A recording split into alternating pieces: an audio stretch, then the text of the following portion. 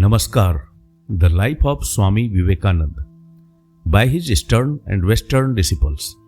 Part 2, Life of the मठ, मठ का जीवन, एपिसोड 3। पिछले भाग में हमने सुना स्वामी विवेकानंद की जीवन गाथा का वह अध्याय जहां स्वामी जी अपने पश्चिमी शिष्यों, विशेषकर मार्गरेट नोबेल को सिस्टर निवेदिता के रूप में ढालते हैं। वे उन्हें शिव की पूजा सिखाते हैं, दीक्षा देते हैं और एक नए जीवन की शुरुआत करवाते हैं। हम साक्षी बनते हैं उस दृश्य के जब स्वामी जी को स्वयं शिव रूप में सजाया जाता है, जटाजूट, भस्म, रुद्राक्ष और त्रिशूल के साथ। वह क्षण जहां साधना और दिव्यता एक हो जाते हैं।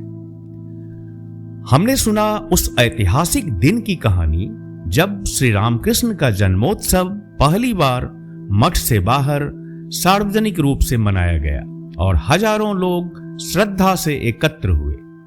यह केवल इतिहास नहीं, यह आत्मा की पुकार है जहां हर क्षण एक संदेश देता है, उठो, जागो और अपने भीतर छिपे तेज को पहचानो। इस भाव प्रवण कड़ी में हम अनुभूत करेंगे वे गहन आध्यात्मिक क्षण जो स्वामी विवेकानंद के सानिध्य में घटित हुए, जब पूर्व और पश्चिम केवल विचारों में नहीं बल्कि आत्मा के स्तर पर भी एकत्र हुए। तब पाश्चात्य शिष्याएं जैसे सिस्टर निवेदिता पवित्र माता श्री शारदा देवी से मिली। यह मिलन करुणा, श्रद्धा और दिव्य भावनाओं से भरा हुआ था। यहां तक कि सबसे पारंपरिक परंपराएं भी इन दूर से आई साधिकाओं के हृदय को स्नेह से तृप्त करने लगी। हम मिलेंगे स्वामी स्वरूपानंद से, एक ऐसे युवक से जिनकी सत्य की तीव्र खोज ने उन्हें स्वामी जी के प्रथम दर्शन में ही संसार का त्याग करने को प्रेरित कर दिया।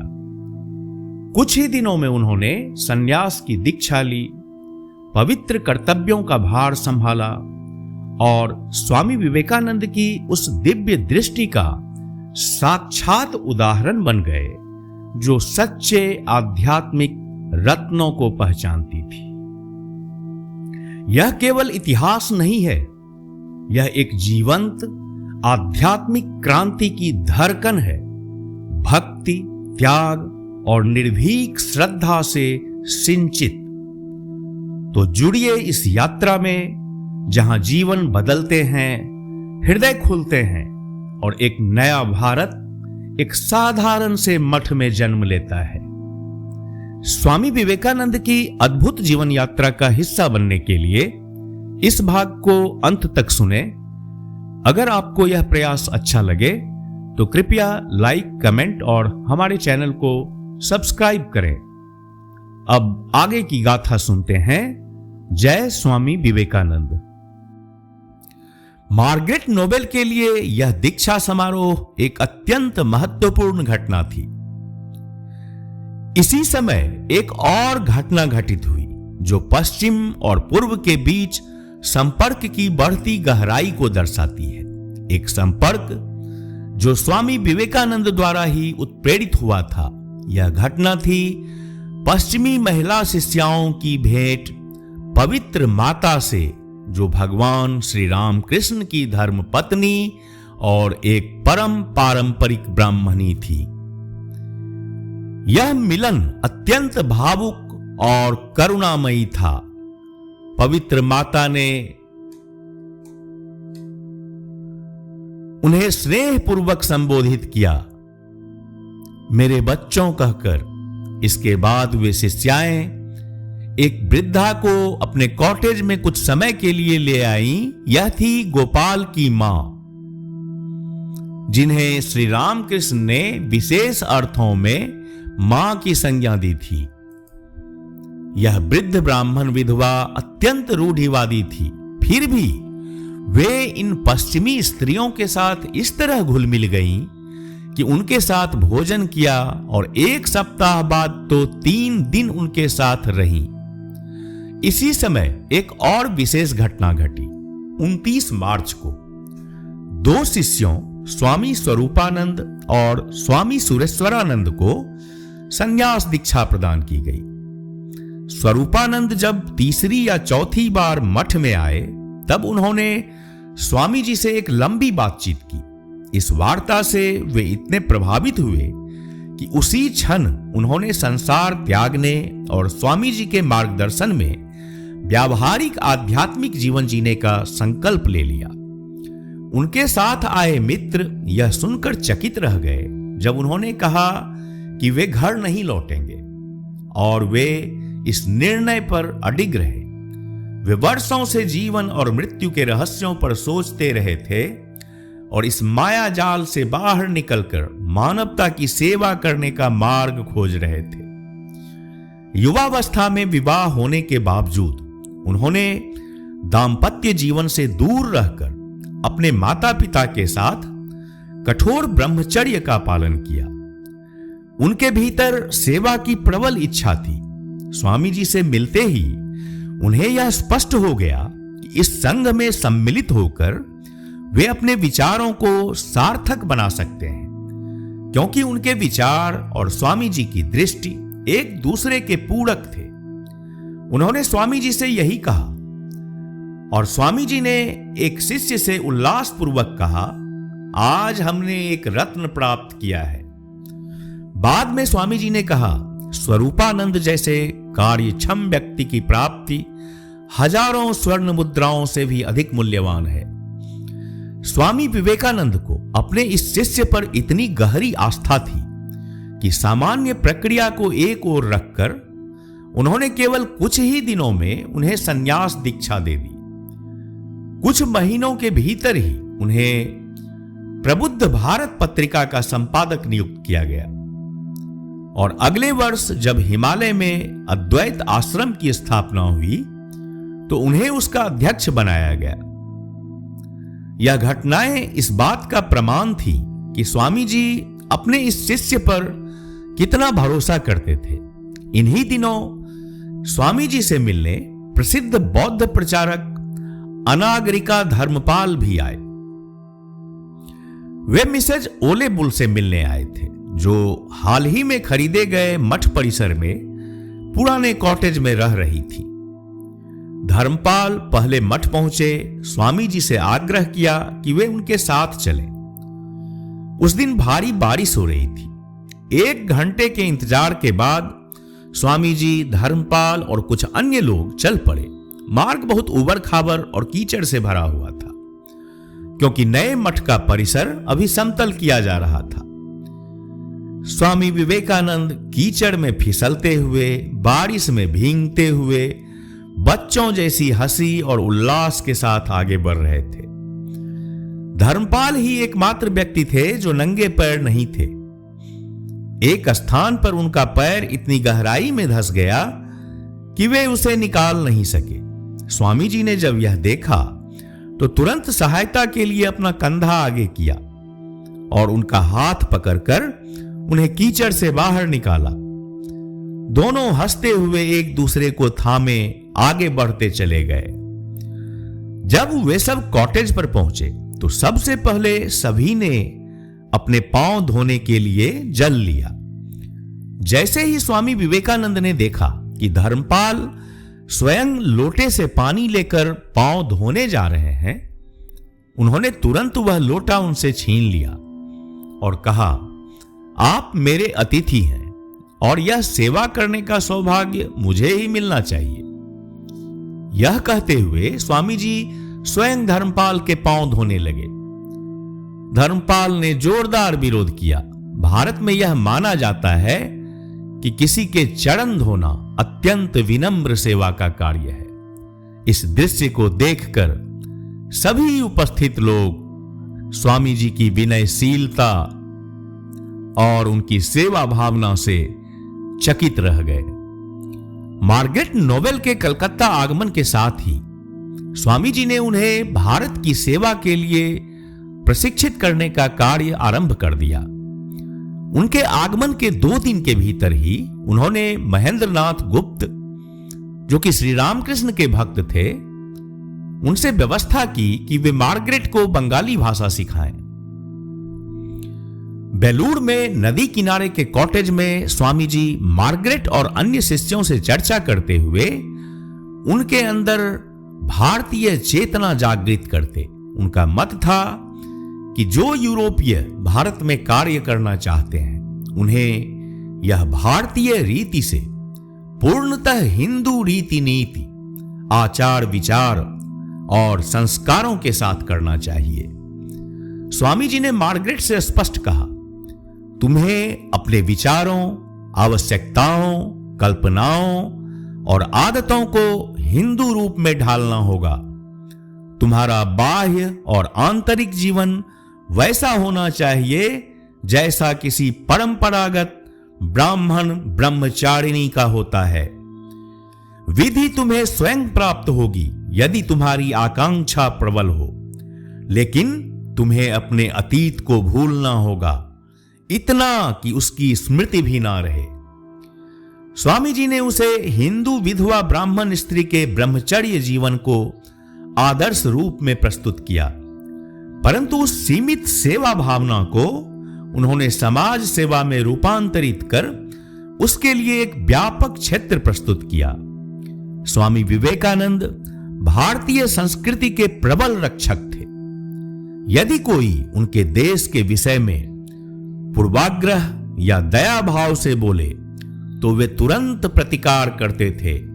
वे अपने पश्चिमी शिष्यों से भी यह अपेक्षा रखते थे कि भारत को आध्यात्मिक दृष्टिकोण से देखें और किसी भी प्रकार की अवांछित आलोचना ना करें। स्वामी जी बार बार कहते, भारत कोई जर्जर राष्ट्र नहीं है। कोई भी राष्ट्र जो विदेशी विचारों को इतनी शीघ्रता से आत्मसात कर सके, केवल युवा और जीवंत ही हो सकता है।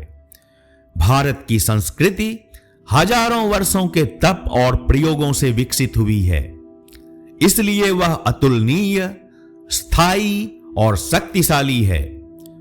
वे हर भारतीय रीति की गूढ़ता और उसका कारण बताते थे, जिससे शिष्य न केवल समझ सकें बल्कि सम्मान भी करें। उन्होंने अपने शिष्यों को यह भी दिखाया कि भारत भले ही निर्धन हो, परंतु वह पवित्र है। यहां धर्म का अर्थ ही त्याग है, इसलिए गरीबी सम्माननीय है, न कि अपवित्रता का प्रतीक। उनके लिए तो भारत का हर अंश, हर संस्कृति, हर परंपरा पवित्र और अद्भुत थी। बाद के समय में जब स्वामी विवेकानंद अपने शिष्यों के साथ नगर नगर, प्रांत प्रांत घूमने लगे, तो वे भारत की महिमा और सुंदरता का बखान करते।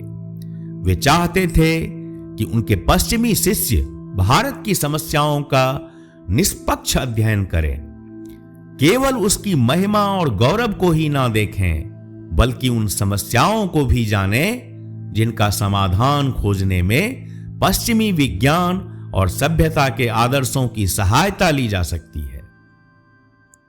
वे प्रायः पूर्व और पश्चिम की सभ्यताओं की तुलना करते हुए दोनों की विशेषताओं और कमजोरियों को उजागर करते थे, परंतु सबसे बढ़कर उन्होंने अपने शिष्यों को भारत की आत्मा से परिचित कराया, उन्हें इसके मूल्यबोध में दीक्षित किया और इसकी महत्ता को सप्रमाण उनके सामने प्रस्तुत किया। अपने पूर्वी और पश्चिमी शिष्यों को एक सूत्र में बांधने के लिए स्वामी जी कभी कभी कुछ ऐसा कर देते जो पूरी तरह परंपराओं के विरुद्ध होता। उदाहरण के लिए वे अपने पश्चिमी शिष्यों को सच्चे ब्राह्मण और क्षत्रिय कहकर पुकारते, उनके हाथ का बना भोजन सार्वजनिक रूप से ग्रहण करते, अपने भाई सन्यासियों से भी वही कराते। ये सब ऐसे कार्य थे जो उस समय के परंपरावादी हिंदू समाज को स्वीकार्य नहीं थे, परंतु स्वामी जी आलोचना से निर्भय और सत्य के प्रति पूर्णतः निष्ठावान थे। उनका उद्देश्य था सभी शिष्यों को एक सच्चे बंधुत्व में जोड़ना।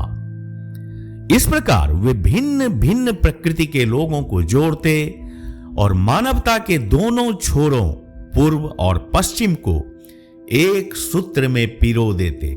यह कहने की आवश्यकता नहीं कि स्वामी जी अपने पश्चिमी शिष्यों के स्वभाव और प्रवृत्तियों का पूर्ण ध्यान रखते थे। वे उनके स्वभाव के विरुद्ध कुछ थोपना नहीं चाहते थे, क्योंकि ऐसा करना तो विफलता को आमंत्रित करना होता। स्वामी जी का स्वभाव ही नहीं था कि वे अपने शिष्यों की स्वतंत्रता में हस्तक्षेप करें। वे उन्हें स्वयं सीखने, अनुभव लेने, यहां तक कि त्रुटियां करने की भी छूट देते थे। हां, कभी कभी वे लंबे संयम और मौन की अवधि भी रखते। वे कहते, अपने को जानने के लिए संघर्ष करो, परंतु बिना किसी भावनात्मक आवेग के। भविष्य के कार्यों के संदर्भ में वे सावधान करते। ध्यान रहे, कोई लोभ, कोई दिखावा नहीं, दुनिया की चमक दमक नहीं चाहिए। इसे काट दो, उखाड़ फेंको, यह केवल इंद्रियों की प्रवृत्ति है, एक भ्रम है। रंग, रूप, ध्वनि और संबंधों में जो आकर्षण है वह जहर है, उससे घृणा करना सीखो।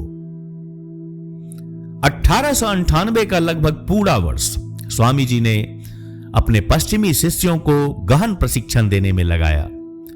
इस समय में गंभीर क्षणों के साथ साथ हास्य और आत्मीयता भरे पल भी आते रहे। उनके लिए यह कार्य कठिन था, शिष्यों के लिए भी। भारतीय भोजन, रहन सहन, रीति नीति, सब में ढलना चुनौती थी। त्रुटियां होती थी, स्वामी जी सदा उन्हें सुधारते और मार्ग दिखाते रहते। इस प्रशिक्षण ने उनके जीवन को सदा के लिए रूपांतरित कर दिया। वे न केवल व्यक्तिगत स्तर पर बल्कि सार्वजनिक मंचों पर भी हिंदू धर्म और भारत की महानता के प्रचारक बन गए। स्वामी जी के हृदय से निकले उनके सबसे प्रिय वाक्य को वे सब सहज भाव से अपनाते। स्वामी जी, मैं आपकी सबसे अच्छी सहायता कैसे कर सकता हूं? और उत्तर था, भारत से प्रेम करो। स्वामी विवेकानंद के विचार और उनके व्यक्तित्व का उनके पश्चिमी शिष्यों के हृदयों पर क्या प्रभाव पड़ा, यह स्वयं सिस्टर निवेदिता के शब्दों से स्पष्ट होता है, जो उन्होंने वर्ष के अंत में लिखे जब वे स्वामी जी के साथ हिमालय और कश्मीर की यात्रा कर चुकी थी। इस वर्ष के दिन सुंदर रहे हैं, उनमें आदर्श वास्तविक बन गया। पहले बेलूर के हमारे नदी किनारे वाले कुटीर में, फिर हिमालय में, नैनीताल और अल्मोड़ा में, और उसके बाद कश्मीर की यात्रा में। हर जगह हमें ऐसे क्षण प्राप्त हुए जिन्हें कभी भुलाया नहीं जा सकता। ऐसे वचन सुनने को मिले जो जीवन भर हमारे अंतर्मन में गूंजते रहेंगे। और कम से कम एक बार तो दिव्य दर्शन की झलक भी मिली। यह सब एक दिव्य क्रीड़ा सा रहा। हमने ऐसा प्रेम देखा जो सबसे विनम्र और अज्ञानी के साथ भी एक हो जाता था, जो दुनिया को क्षण भर के लिए उसकी दृष्टि से देखता जैसे आलोचना का कोई अस्तित्व ही ना हो। हमने प्रतिभा की विलक्षण चंचलता पर हंसी उड़ाई, वीरता की अग्नि में स्वयं को तपाया, और ऐसा प्रतीत हुआ मानो हम किसी पवित्र बालक के जागरण के साक्षी बन रहे हों। परंतु इन सब में कुछ भी बोझिल या गंभीर नहीं था। दुख हमारे समीप आया, कुछ गंभीर तिथियां भी बीती, परंतु वे भी एक स्वर्णिम आलोक में परिवर्तित हो गईं, जहां दुख भी ज्योतिर्मय हो गया और उसे सहने में पीड़ा नहीं रही। मैं चाहती हूं कि मैं हमारी यात्राओं का विवरण लिख सकूं। अब भी जब मैं लिख रही हूं, मेरी आंखों के सामने बारामूला के खिले हुए आइरिस, इस्लामाबाद में पॉपुलर वृक्षों के नीचे लहलहाती धान की खेती, हिमालय के जंगलों में तारे जड़ी रातें, और दिल्ली और ताजमहल की शाही भव्यता घूम रही है। इन स्मृतियों का कोई स्मारक बनाना चाहती हूं, पर शब्दों में बांधना व्यर्थ होगा। इन दृश्यावलियों को हम अपने हृदय की स्मृति में सुरक्षित कर चुके हैं, उन दयालु और सरल लोगों के साथ जिन्होंने हमें वहां अपनाया और जिनके जीवन में हम आशा करते हैं कि हमने कुछ हर्ष और आलोक जोड़ दिया होगा। हमने सीखा कि नए विश्वासों का जन्म किस मानसिक अवस्था में होता है और वे व्यक्ति कौन होते हैं जो ऐसे विश्वासों को जन्म देते हैं, क्योंकि हम ऐसे एक के साथ रहे जो सभी को अपनी ओर खींचता था, सबकी सुनता, सबके साथ सहानुभूति रखता और किसी को भी अस्वीकार नहीं करता। हमने ऐसी विनम्रता देखी जो हर छोटेपन को समाप्त कर देती थी, ऐसी त्याग भावना जो अत्याचार से घृणा और पीड़ितों के प्रति करुणा के कारण प्राण भी न्योछावर कर सकती थी, ऐसा प्रेम जो यातना और मृत्यु के पदचापों को भी आशीर्वाद देता।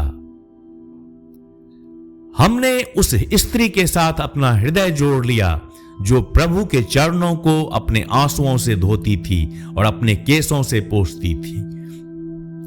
हमारे पास अवसर था, पर उसकी सी स्वाभाविक आत्मविस्मृति नहीं।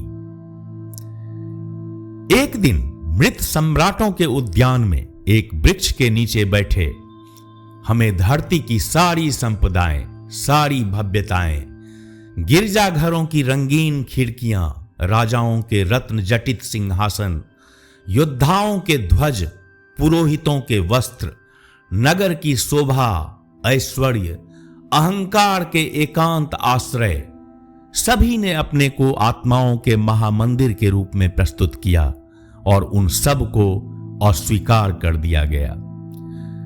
भिखारी का वस्त्र पहनकर विदेशियों की दृष्टि में तिरस्कृत और जनसामान्य द्वारा पूजित हमने उन्हें देखा है, और ऐसा प्रतीत हुआ मानो केवल परिश्रम की रोटी, झोपड़ी की छत और गेहूं के खेतों के बीच से जाती पगडंडी ही उनके जीवन की पृष्ठभूमि के योग्य थी। अपनों के बीच वे ऐसे प्रिय थे कि अज्ञानी उन्हें उतना ही प्रेम करते थे जितना कि पंडित और राजनेता। नाविक उनके लौटने की प्रतीक्षा में नदी की ओर देखते रहते और सेवक अतिथियों से आगे बढ़कर उनकी सेवा के लिए झगड़ते, और इन सब के बीच उनकी लीला कभी कम नहीं हुई। वे प्रभु के साथ खेलते थे और लोग स्वाभाविक रूप से यह जान जाते थे। जो लोग उन क्षणों के साक्षी रहे हैं, उनके लिए जीवन और भी समृद्ध और मधुर हो गया है, और रात के लंबे सन्नाटों में यहां तक कि ताड़ के पेड़ों में बहती हवा भी मानो पुकारती है, महादेव महादेव महादेव। 30 मार्च को स्वामी जी, स्वामी निर्भयानंद और बाबू नित्य गोपाल बोस के साथ दार्जिलिंग के लिए रवाना हुए। वहां वे श्री M.N. बनर्जी के अतिथि बने, जिनके पास वे पिछले वर्ष भी ठहरे थे। इस बार उन्होंने अपने लिए पूरी छूट ली, विश्राम को भरपूर जिया। डॉक्टरों की सलाह थी कि कोई गंभीर चिंतन ना करें, और वे यथासंभव उसका पालन करते रहे। 3 अप्रैल को दार्जिलिंग के हिंदू पब्लिक हॉल में उन्होंने हिंदू धर्म पर एक व्याख्यान दिया। श्रोतागण मंत्र मुग्ध हो उठे, जैसा कि सदैव होता था। अगले दिन उन्होंने मिसेज बुल को लिखा, मुझे लगता है कि आप वहां कलकत्ते की गर्मी में झुलस रही होंगी। यहां तो बहुत अच्छा और ठंडा है। कल मैंने यहां हिंदुओं को एक छोटा सा व्याख्यान दिया। मैंने उनके सारे दोष उन्हें बता दिए, जानबूझकर और उनकी अनुमति से। मुझे आशा है कि वे अब कुछ शोर मचाएंगे। 7 अप्रैल को मिस म्यूलर स्वामी अखंडानंद के साथ दार्जिलिंग पहुंची। स्वामी जी के सानिध्य में कुछ दिन बिताने वे रोज बैंक नामक बंगले में ठहरी, जहां 1 वर्ष पहले मिस्टर और मिसेज सेवियर ठहरे थे। यह बंगला स्वामी जी के निवास से लगभग 1.5 मील दूर था। हर सुबह स्वामी जी कॉफी पीने रोज बैंक जाते। 2-3 घंटे वहां बिताकर स्वामी अखंडानंद के साथ लौट आते। दोपहर के विश्राम के बाद अखंडानंद पुनः रोज बैंक लौट आते। 1898 की ईस्टर संडे पर सिस्टर निवेदिता ने स्वामी अखंडानंद को दार्जिलिंग पत्र लिखा। यह जानकर मुझे बहुत राहत मिली कि रेवरेंड मदर और मिस बेल ने यात्रा अच्छी तरह पूरी की।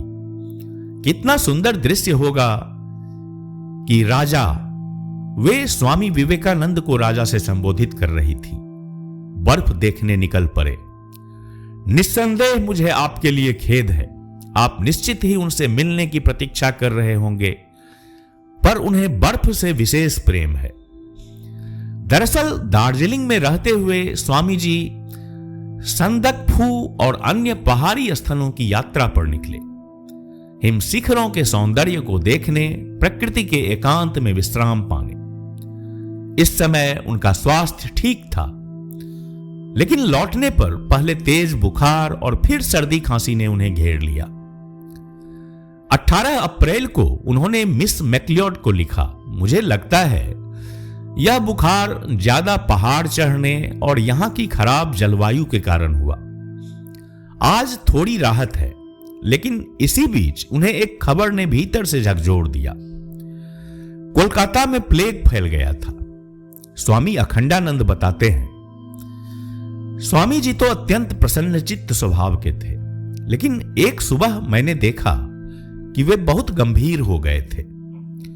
उस दिन उन्होंने कुछ खाया नहीं, किसी से बात नहीं की। डॉक्टर को बुलाया गया, पर रोग पकड़ में नहीं आया। वे दिन भर सिर तकिए पर रखे बैठे रहे। तब पता चला कि कोलकाता में प्लेग के डर से 3/4 आबादी शहर छोड़ चुकी है। यही समाचार सुनकर वे व्यथित हो उठे थे। उन्होंने कहा, हमें उनकी सेवा करनी है, भले ही इसके लिए सब कुछ बेचना पड़े। हम तो वैसे भी पैरों के नीचे रहने वाले साधु थे, वहीं रहेंगे। 3 मई 1898 को स्वामी विवेकानंद अपने खराब स्वास्थ्य के बावजूद कोलकाता पहुंच गए। उन्होंने स्थिति की गंभीरता को तुरंत भांप लिया। प्लेग से भयभीत जनता, सरकारी नियमों से व्यथित, पूरे शहर में मानो एक तूफान छा गया था। लोग पलायन कर रहे थे। दंगे रोकने के लिए सेना बुलानी पड़ी थी। उसी दिन स्वामी जी ने बंगाली और हिंदी में एक प्लेग घोषणा पत्र तैयार किया। वे तुरंत राहत कार्य शुरू करना चाहते थे। एक भाई सन्यासी ने पूछा, स्वामी जी, इसके लिए धन कहां से आएगा? स्वामी जी ने तुरंत उत्तर दिया, हम नए मठ की जमीन बेच देंगे। अगर जरूरत पड़ी, हम सन्यासी हैं, पेड़ के नीचे सो लेंगे, भिक्षा से जीविका चला लेंगे। जब हमारी आंखों के सामने हजारों लोग पीड़ा में हैं, तो मठ या संपत्ति की परवाह क्यों? लेकिन सौभाग्यवश यह चरम कदम उठाने की नौबत नहीं आई। स्वामी जी को जल्द ही पर्याप्त धन का वचन मिला। एक बड़ा मैदान किराए पर लिया गया, जहां सरकारी नियमों के अनुसार पृथक्करण शिविर बनाए जाने थे। रोगियों की सेवा करते हुए हिंदू रीति रिवाजों का ध्यान रखा गया। कई कार्यकर्ता स्वयं सेवक बनकर आ गए। स्वामी जी ने निर्देश दिया, लोगों को स्वच्छता सिखाओ और जहां जाओ वहां की गलियां और घर स्वयं साफ करो। इस सेवा ने लोगों में नया आत्मविश्वास भरा।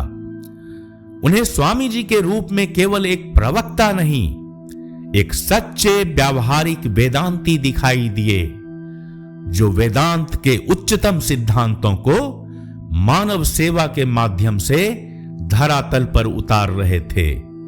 जय स्वामी विवेकानंद।